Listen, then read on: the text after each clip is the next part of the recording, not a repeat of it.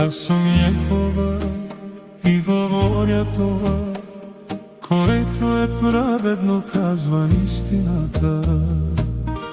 И ще знаете истината, и истината ще ви освободи. Освети ги чрез истината, Твоето слово е истина.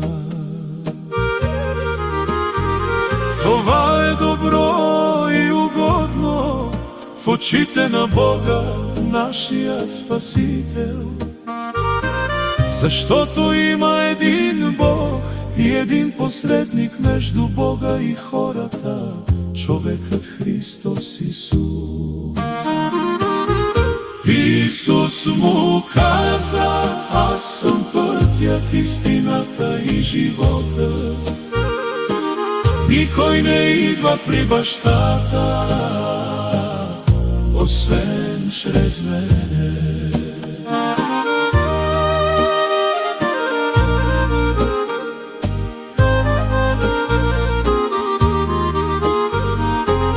Аз за това се родих и за това дойдох на света, да свидетелствам за истината. Всеки, който е на страната на истината, слуша моя глас.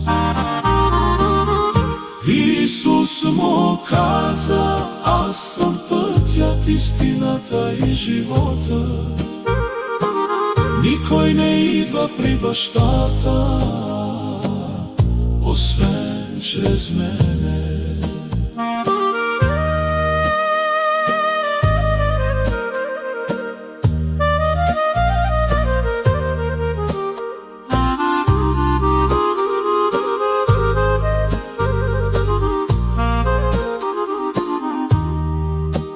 А до ангела на сбора в Лаодикия пиши: ето какво казва Амин, верният и истинен свидетел, началото на Божието творение.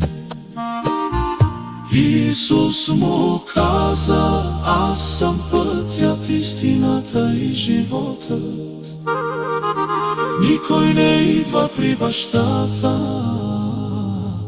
освен чрез мене. Исус му каза: аз съм пътят, истината и живота. Никой не идва при бащата, освен чрез мене. Аз съм Йехова и говоря това, което е праведно, казвам истината.